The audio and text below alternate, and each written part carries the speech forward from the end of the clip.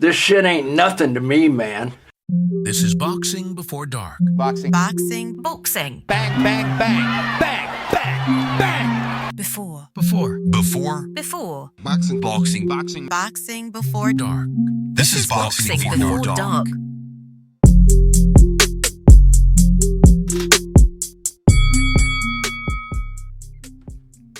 All right.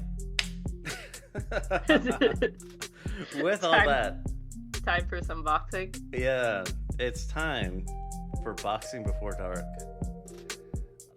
What time is it where you're at? What time is it where I'm at? I don't even. It's 17:20.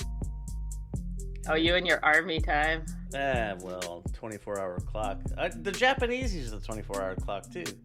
Yeah, that one Japanese girl I didn't get along with very well tried to tell me that Japan invented the 24-hour clock. It's gonna be a hard negative for me. Yeah.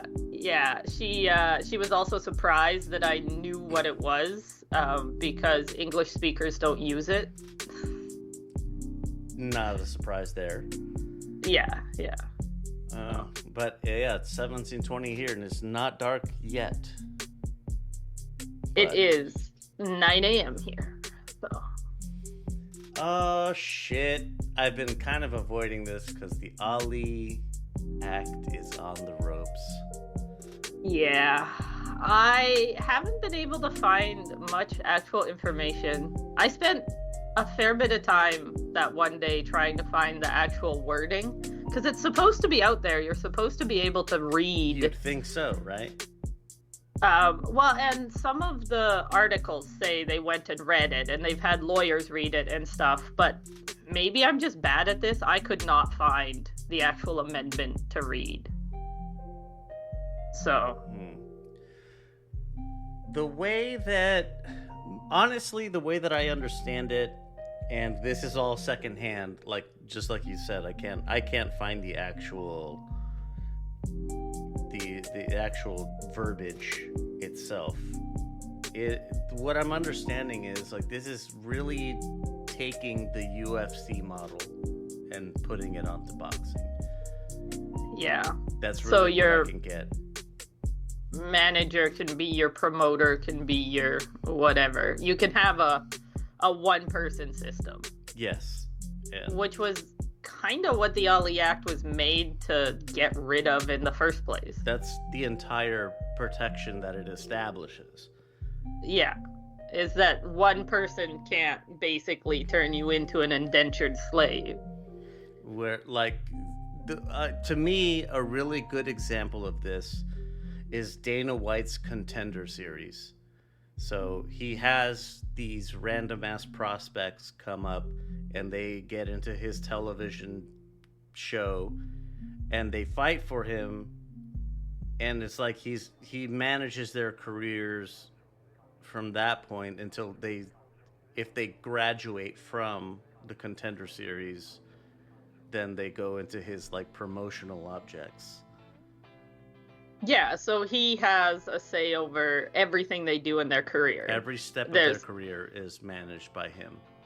There's nobody to negotiate for the fighters, and there's nobody to negotiate with in the UFC. You're negotiating with Dana White. That's about it. It's not, well, fuck you, I'll go fight with, so-and-so instead. The boxers change promotions when they get in fights with their promoters, and Ryan Garcia is in the middle of this right now. Yeah, and they can just say, well, fuck you, I'll go work with Bob, or, fuck you, Eddie said he'd pay me more. And it gives them some negotiating power. But MMA doesn't have that. There's other promotional places, but nobody pays like the UFC, which still pays shit. Right, I was about to say, nobody pays like the UFC is a very generous term, a generous use of paying, because they sure as shit do not pay their fighters what they're worth. No, I don't think it'll work. I think that the system's been set up in boxing long enough But I do think if they get this changed, some people are going to get fucked over that wouldn't have otherwise. There are going to be some who, my thinking is, it would be like using the, this is not what's going to happen, this is just me speculating. If the boxing Grand Prix that WBC is running with the Saudis at the moment,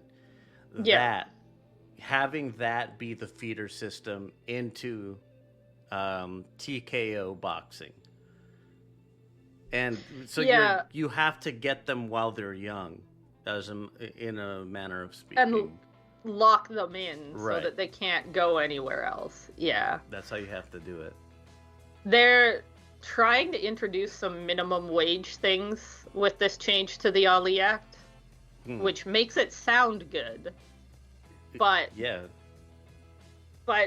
it's not worth it, in my opinion. Like, the boxers, the fighters as a whole, are gonna lose too much for these, like, 20,000 minimums for, like, televised fights to make any difference. Yeah, we had a good talk about it on boxing on the B-sides.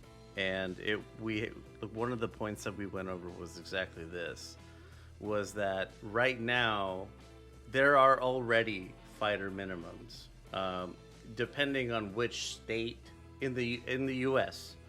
Other countries don't seem to have any minimums though. That's unfortunate because they're gonna be like bigger targets for. Like I'm pretty sure Canada doesn't have a mandatory minimum.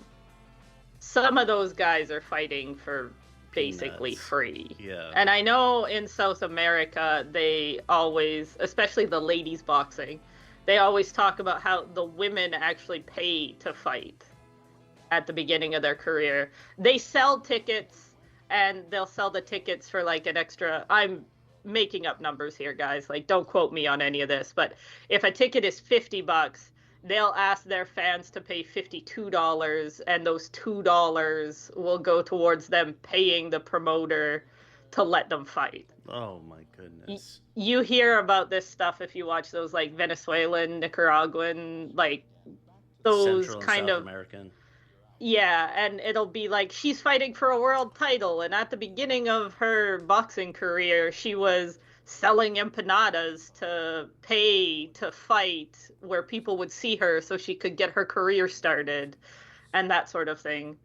Like, when she was 15, she sold whatever to pay working to this be menial seen. job just to get a chance. That sounds a lot like what. That's not that dissimilar from what we see in UFC, where guys are doing like their Uber drivers or working other menial jobs because like their minimums, the minimums that are established by the supposedly carrying promotional companies, like no, these guys can't survive off of that.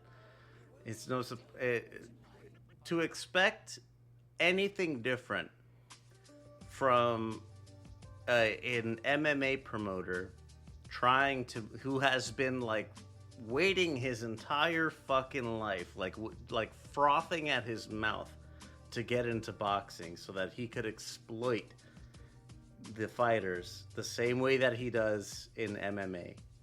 If you're expecting him to do something benevolent and take care of his dudes, like you're completely, I don't know what to say to you. Naive at the best. At best, you're naive. At worst, you're just like him. Yeah. Oh, God. Man, Dana White is... I never watched UFC. I never watched MMA at all before I started doing the Ultimate Effing Casuals. Never, ever in my life. I just didn't care. It was not important to me. But as I've gotten to know UFC, I've gotten to know ONE FC, PFL and Bellator, I've gotten to know the different organizations that are in the MMA world. Dana White is a complete piece of fucking garbage. Yeah. He is a garbage human being. I don't know how much more kindly I can put it than calling him a terrible person. Than calling him a garbage human being. Him moving into boxing is not going to benefit boxers at all. Definitely not. He's gonna be the next Don King if he gets in there. I would call that succinct. Yeah, that's what it's gonna be. And if they remove the Ali Act, he's not gonna get sued nearly as much as Don King. He's not gonna have there will not be any guardrails that are gonna prevent him from being the piece of shit that he actually is. Yeah. Oh man. I really hope it's asking a lot, but the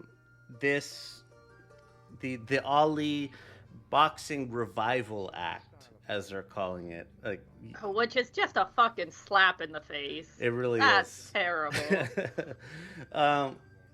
If you could, if you genuinely care about boxing, the integrity of the sport, which we already know is like questionable at best, but if you really do want to protect it from this type of person, like, you genuinely have to call your legislators and you have to keep them from allowing this type of legislation to pass. I'm not sure how else is this supposed to happen? How else are we supposed to block something like this? Well, and I should have put it on the outline. I completely forgot. What's the boxing union? It's not a real union, but you know what I mean. The Fighters Association? Yeah.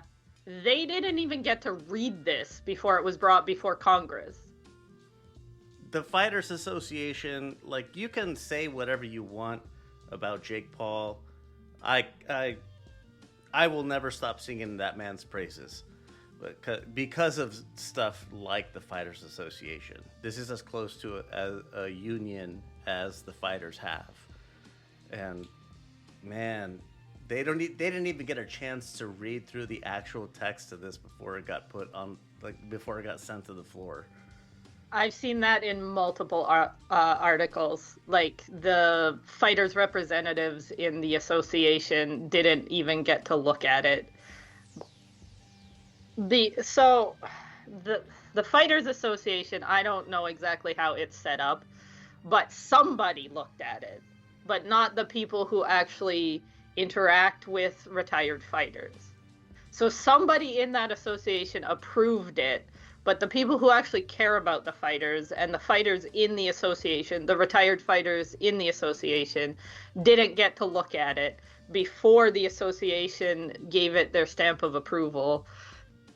Apparently, according to the articles online, somebody, well, we know who it is. Dana White just paid somebody to stamp it. Well, yeah, his BFF is in the White House, so... Yeah. Oh my God, all things are politics, dudes. If you really think that you could just pay attention to fights, just watch the fights and not have to ever worry about the shit, like, man, your favorite fighters today are going to be retiring soon. And what's going to happen to them when they retire? Well, and speaking about worrying about associations and politics, the JBC has taken another L since we recorded the last one. I think it was announced the day we recorded, actually. Urakawa passed as well. So the other fighter on that August 2nd card, he passed away. So that's 2 people died on the same card. This is the one that was in the 8-round fight. And what was their move? Was to lower the round count? Yeah, for so events. the Japanese titles have been 12-round fights, I think forever. And they're lowering them to 10-round fights now. Oh, yeah, because it wasn't an 8-round fighter that just died. Well, he hadn't died when they announced that. Oh, so. Right. That that makes a big total difference. sense. Not at all. Oh. In other JBCL news, Yudai Shigeoka has announced his retirement to become his brother's caretaker. So he put up a post saying he was doing hours and hours of rehab with his brother, but it was a little hard to tell whether he was awake or not, because when people are in a coma, you still have to rehab their muscles and things. Yeah, you have to move them around. Yeah. Right. But since then, I guess he's realized that people couldn't tell. He put out a very short video of him talking to his brother. It's framed very carefully, so you can't see Jinjiro at all. But he's holding his brother's hand up, and his brother like closes his fist and tries to do the Hawaii thing. Yeah. He gives mostly a thumbs up. He doesn't make any noises at all, which I do think probably means that he can't talk. Like, his brother's talking to him, Yudai's talking to him, but he's just moving his hands in the video. I assume it's really bad. I assume they framed it. I mean, he's awake, and he's not 100% paralyzed, but I assume if he could even just sit... I don't know how to put this correctly. I know what I'm saying isn't right, but if he could sit and, like, look mostly normal with his face, they would show a picture. You know, that's not at all asking too much. I don't think it is. No, anyway. I just mean, like, I think he's probably really bad off, which is not a surprise. He had multiple brain surgeries, but God. This one I forgot to put on the outline. Jin Sasaki's back in training camp.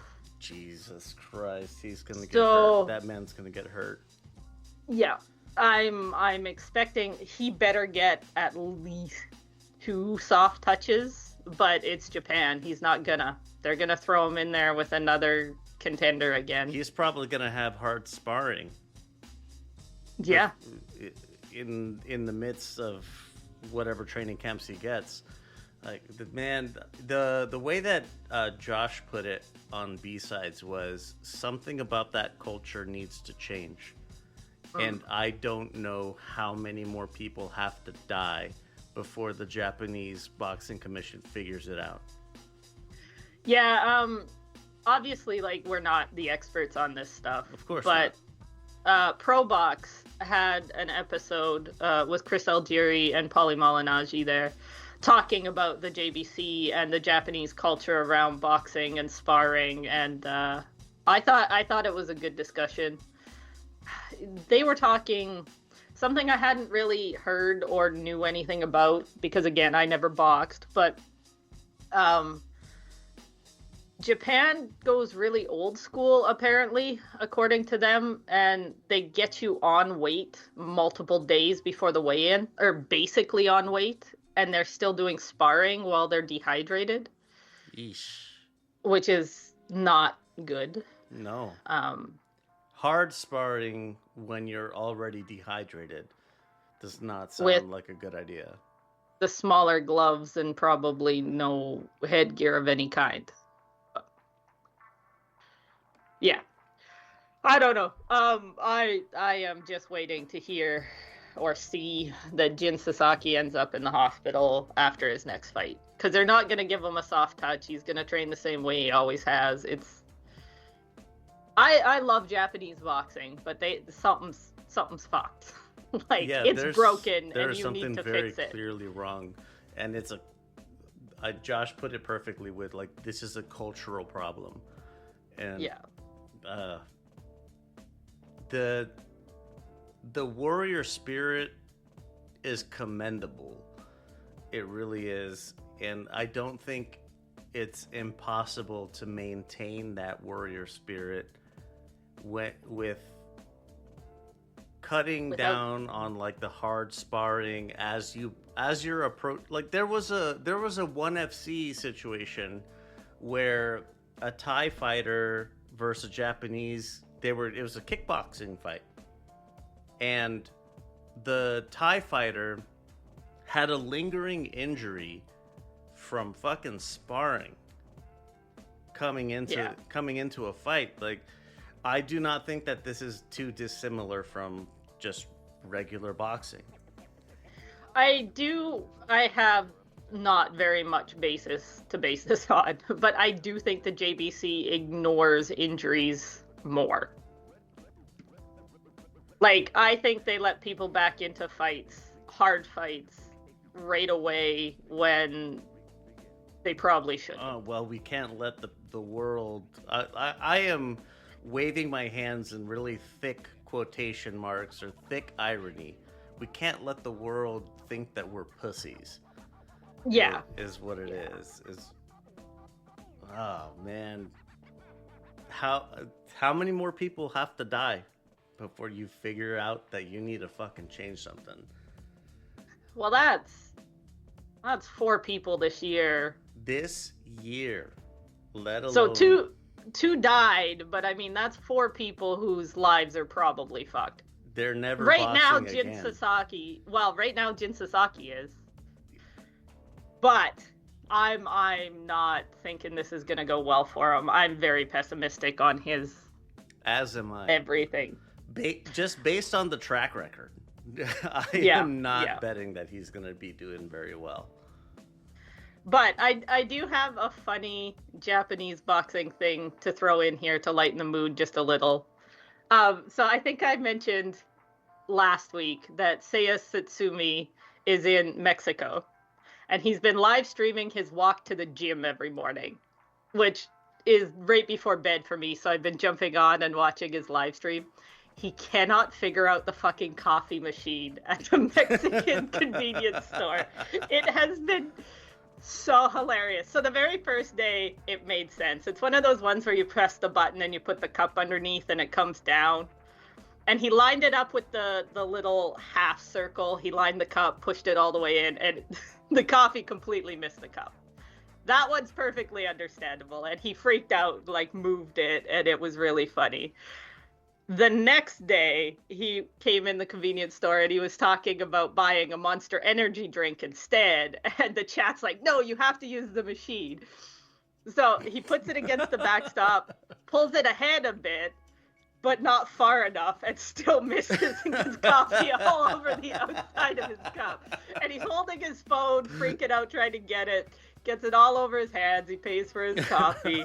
And he's walking down the street with his coffee-stained cup, and, like, his hand was red. Like, it's hot coffee. He got fucking burned. So the next morning, he walks in, and the chat's just losing their mind. They're like, you can do it. Like, today's the day. I believe in you. Yeah. And he goes,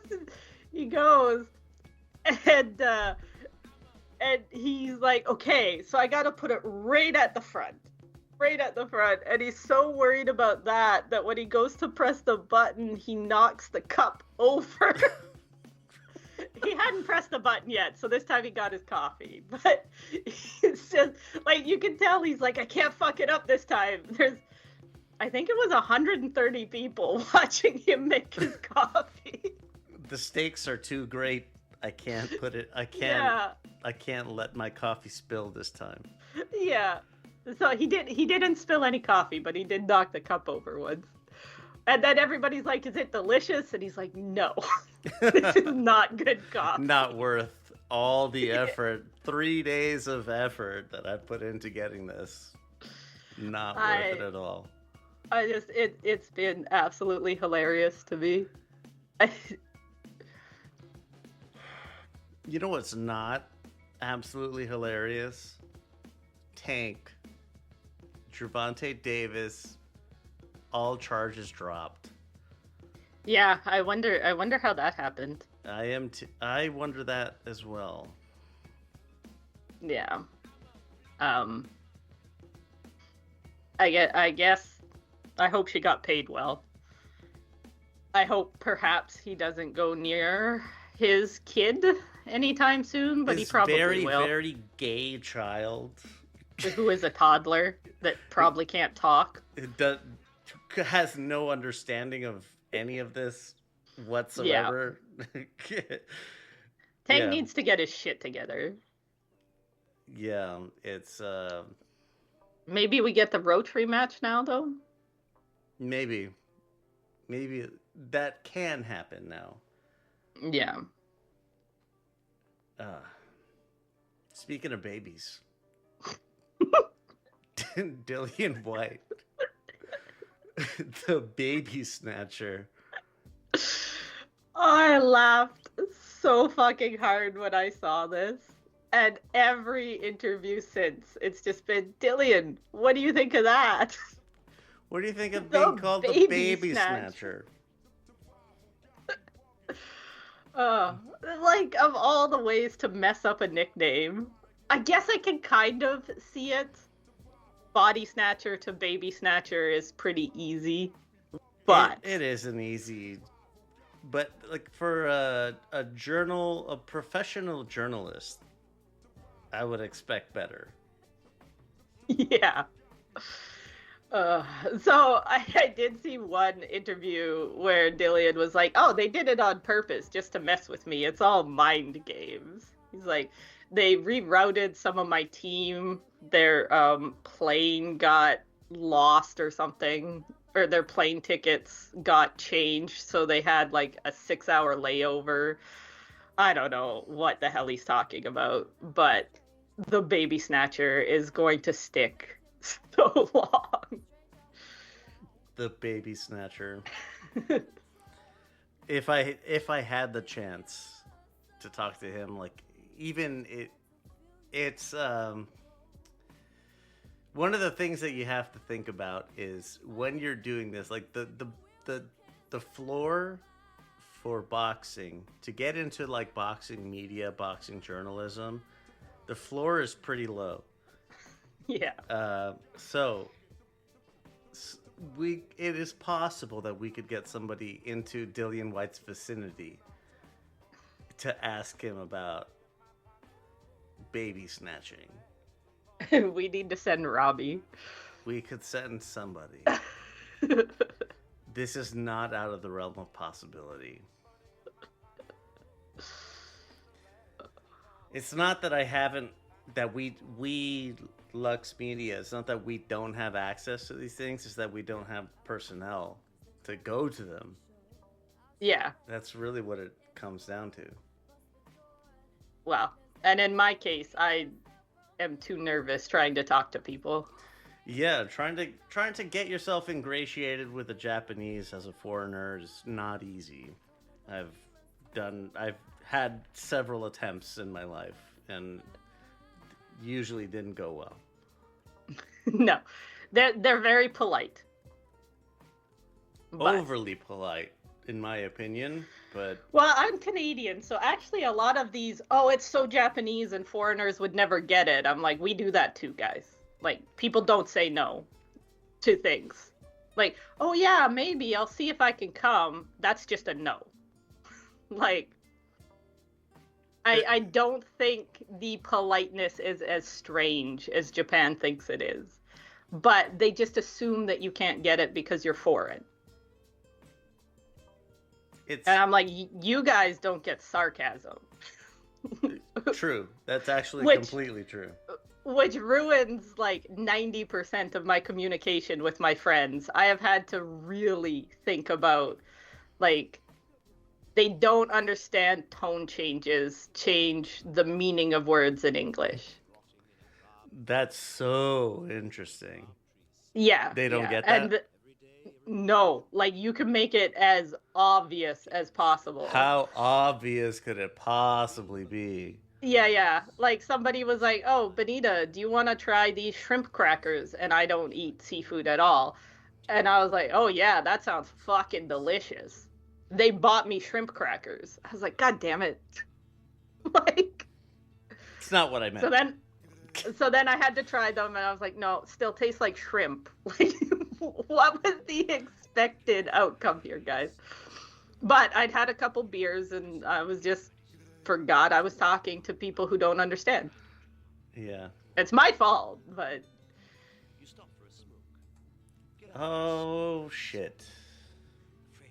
Anything more for the news? Probox is on right now, and I Probox forget good. who. Probox good, but somebody blew weight by 7 pounds. I forget who. That is obscene. Yo. Yeah, Probox is good, so let's keep ourselves rolling here so that we can get the hell out of here. Really quickly, let me put some fucking notes in here. LVX Media Net, that's the social media handle everywhere. If you cannot find it, chances are it's because we're not on it. Wherever you're listening, leave a rating and a review. If you're not feeling a 5-star rating, 833-589-7637. That's my fucking phone number. My phone number. Tell me what's up. Why is it not a 5-star rating? And let me know. Patreon.com/LVXMediaNet. Surprise, surprise. LVX MediaNet, just like everywhere else. If you're not too fond of the ads, which have a note in that in just a second. If you're not fond of the ads, there you go. Patreon.com/LVXMediaNet. If you want to get yourself into the conversation, lvx.be/discord. If you go through Patreon, you could get yourself a follow on, like get yourself a role, and you don't have to be a gray, because You get to be royal purple. you get to be royal purple, which Shanada doesn't like. No.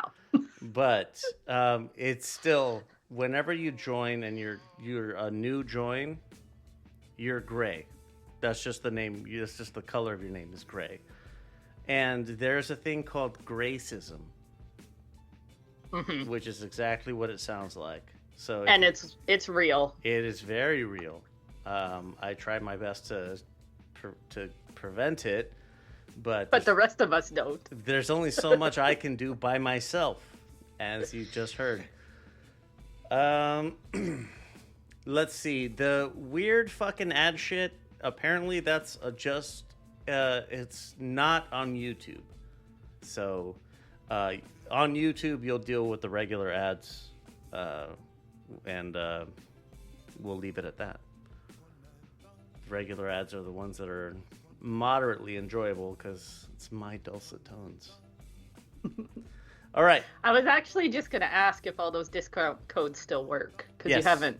Yeah, okay. They still work. All right. Just a break. In today's connected world, your digital life is always on. You shop, you bank, you connect with friends and family. All of this happens online. But with every download, every click, there lurks a hidden danger. Viruses and other cyber threats. One wrong move and your personal data, your photos, even your identity could be at risk. And that's a scary thought. You need more than just hope or vibes. You need proven protection. Support for this episode is from Malwarebytes. It's your digital shield, constantly detecting, blocking, and eliminating the nastiest shit that you can find online. Think of it as your personal cyber guardian, always on watch so that you don't have to be. With Malwarebytes, you can browse, bank, enjoy your online life with confidence. No more worrying about malware, phishing scams, ransomware, or any of that other nasty shit. Enjoy secure access to what matters most to you. Protect your digital world, protect your peace of mind. Take Malwarebytes for a trial run today. Go to lvx.be/mwb and invest in your online security today. Pop quiz hotshot. What's tiny, fuzzy, and responsible for a large portion of the food we eat? If you guessed bees, well, you nailed it. Seriously, 1 out of every 3 bites on your plate depends on bees. So there's a bit of bad news here. These little heroes of our gardens and dinners are struggling. Between habitat loss, climate change, and pesticides, it's a fucking bummer. Without them, our world would look a lot different and it would be a lot less delicious. But there is good news. Support for this episode is from Project Honeybees. So when you pick out something nice for someone special, or just something nice for yourself, your purchase adopts a queen bee that you get to name and get to watch over, and you'll support the protection of these extraordinary little creatures. Ready to make a statement and a difference? Go to lvx.be/bees and start browsing for your next gift.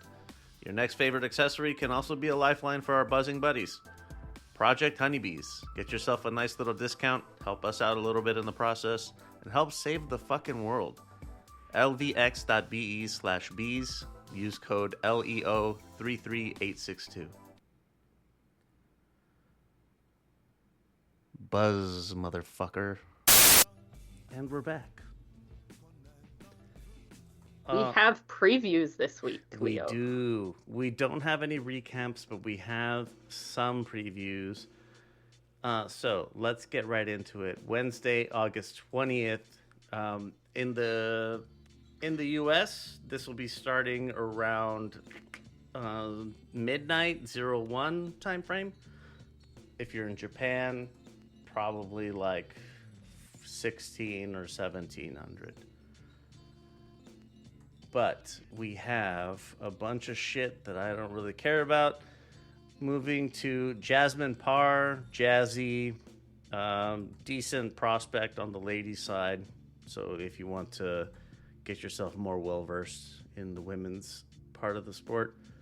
Brock Jarvis, that same Brock Jarvis who fought Keith Thurman versus Sam Beck. This is really fucked up.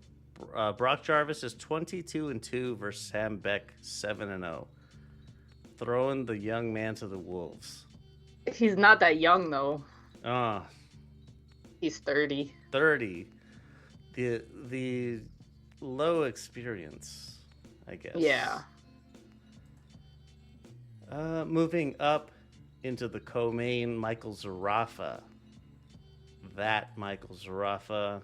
If you've been watching, he's been on like some PBC cards like a handful of times, and if you've been paying attention to Australian boxing, which if you listen to us, then you are familiar with this name, he'll be fighting Mikey Dahlman. From America. Oh, he's got to get himself international again.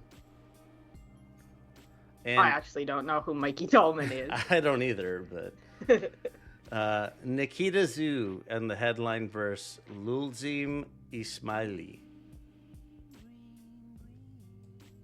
Right now, From Macedonia.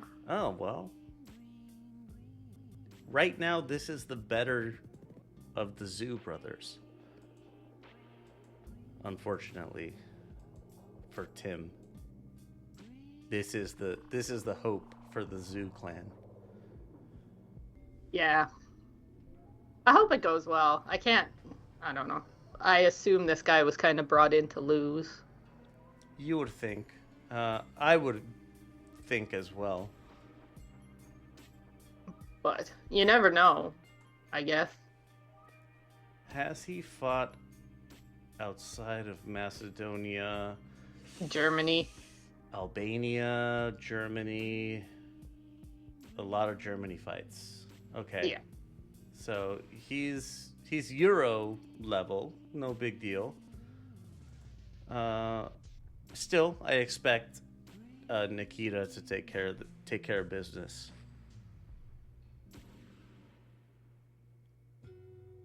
But it's always good to watch the Australian fights. At least for me, they're at a time I can watch during the week. So yeah, they should be on your Wednesday evening. yeah. Let's move on to Friday, August 22nd in the U.S. Oh, actually, Leo, can I step back real quick? Go ahead. Tuesday, August 19th, Aoi Yokoyama is fighting. Oh, shit. I have a ticket. I forget who his opponent is, but it is for some sort of trinket belt. I just need to look it up real quick. Very nice. The Oriental Pacific. Yeah. OPBF what? Superfly Oh, shit. So he's going is what for it says. a legit regional title. Yeah, against Rusei Baba, who Doesn't seem to have a picture on BoxRec. So, also seems pretty prospecty, 4-2. But I bought a ticket. I think it should be fun. I'm excited. So this is Yokoyama's 4th fight. Going for a regional belt in 4 fights is pretty Japanese, but pretty good. Is it going to be on any streaming services in JP? Probably Lemino, I think. This is the one that is like a triple promotion. It's Watanabe, the Kamedas, and someone else. The Kamedas? Yeah, that 360 Lush thing. Yokoyama's with Watanabe. He's not with the Kamedas. Anyways, I'm excited. It's his first time headlining. The old folks home did a really cute video, cheer video for him. I missed out on the merchandise. I ordered my ticket too late, but I'm hoping they're selling something at the place. I'm sure they will be. Yeah. Second batch. All right. Friday, August 22nd. It's the MVP Prospects, Most Valuable Prospects series. I think this is their 14th iteration. I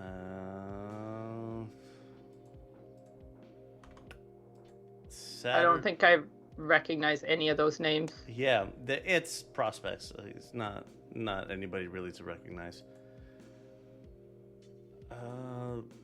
Queensberry on the 23rd. This will be about midday on the west coast of the U.S.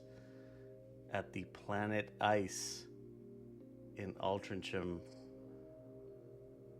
Fucking Mark Chamberlain. The only reason I brought this guy up is because Eddie Hearn has highlighted him a few times, and he's one of his Fuxcellency's favorites. So I do recognize Rafferty. Yeah, Jack I recognize Rafferty. his picture. Yeah. And last thing, MVP Fight Night at the Caribe Royale Orlando in the U.S. There's some good fights on here, even if you don't know the main or co-main. Lucas Body is a pretty decent name versus Roger Gutierrez. Jermaine Ortiz versus Steve Claggett. Should be a good win for Jermaine Ortiz. Yeah, I mean, technically I have to cheer for Claggett. He's from Calgary. So. Yeah, he's homegrown for you. Yeah, and actually like the same part of Canada as me, so. There is one thing. If you in the main and co-main, the way that I put it on B-sides was this is Islander Spanish for those Caribbean islanders. This dude's name is Yanquiel. And then the main event, Ioannis. And if we jump back really quick to the MVP, the Prospect Series, the co-main event there, his name is Yo Elvis. Yo Elvis, I thought was pretty hilarious, actually. So there you go. That's some Islander Spanish for you. Like I don't know. I don't know. That's Cuban, right? They're all Cuban? Not necessarily. It could be Dominican, most likely Cuban, but it's possible that they're like Dominican, Dominica. It's not a guarantee that they're Cuban. Oh, Yanquiel's from Puerto Rico. I didn't want to mention them. I thought they did better than that. I was just looking on BoxRec. The other two are Cuban, but he's from Puerto Rico. Well, there you have it. That's all we got. Well, something to watch anyway. Yeah, there is boxing on. Not necessarily the greatest, but of all of the stuff that we previewed, I would have to say Nikita Tszyu is the one that has my attention more than anyone else. I do expect that to be very lopsided, though. Yes. Like, I don't know if it'll be a super entertaining fight. I would like to see Nikita Tszyu tested a little bit, or to have a little bit of a challenge, because he's still really young, in his career. So I'd like to see him have something of a challenge. I think for fun to watch fights, that last one, the MVP fight night, or whatever they call it, will probably have the closest matchups. Yeah, the top 4 on there are worth watching. If you have other things to do with your time, like, please don't think you're like missing out on shit. Don't skip family supper this week. Right. If you've got family stuff, or like just your friends want to go out or whatever, like, dude, go do that. All right. Yeah. But we have no friends, so we'll watch it and tell you about it. The friends are on the podcast. If they're not here, they're on B-sides. They're on Ultimate Effing Casuals. Like, all I have is fight nerds. That's all I got. IRL friends are overrated. All right, let me do this. You've been listening to Boxing Before Dark, a Lux Media production. If you are just dying to tell us how fucking casual you think we are, you can be a duck. You can text our anonymous line, 833-589-7637. If you want to stand on your business, call, leave a voice message, or send a voice note in WhatsApp. And if you're entertaining enough, you might make the final cut of the show. 833-LUX-PODS. If you prefer to hit us up on social media, the account name is LVXMediaNet, all one word. It's the same on YouTube, Instagram, Blue Sky, and all the rest of that shit. If you can't find us, chances are we're not on it. If you want to get yourself hooked up with the ad-free versions of the episodes and help us out a little bit in the process, look us up on Patreon, LVXMediaNet. It's over there just like everywhere else. Even if you don't sign up on Patreon, you can still help us out by checking out our ad sponsors. You can also help by giving us a rating and a review on whatever app you're listening on. And don't forget, shop.lvx.be if you want to snag some threads. Intro and outro music by Middle of Nowhere Beats, and for more shows like the one you just listened to, go to lvxmedia.net. So, we are heading into a relatively light weekend. Parting words. I always forget to plan parting words. I don't know. I'm going to keep it simple this week. Just stay frosty. Stay frosty. Yeah. It's hard this time of year. That is a full-time job for me, staying frosty. If your brother has like post-comatose situations, then be there to hang loose with him. I do think that's not surprising or anything, but I do think that's a very good thing for Udai to do. It is. It's a really noble thing for him to do. Yeah. Like, he has relatives other than Udai that could become the primary caretaker. He didn't have to do that for him. Let me see. I'm going to throw one out by Maya Angelou just to give something substantial. You are the sum total of everything you've ever seen, heard, eaten, smelled, been told, or forgot. It's all there. Everything influences each of us. And because of that, I try to make sure that my experiences are positive. Nice. That's Maya Angelou. I'm not that smart. Sorry. Surprising no one. To the surprise of fucking nobody. But there you go. That's we it. opened up with cat shit and we end with Maya Angelou. Yeah. Well, what can I say? All right, that's it. Boxing Before Dark. We'll see you on the other side. Bye.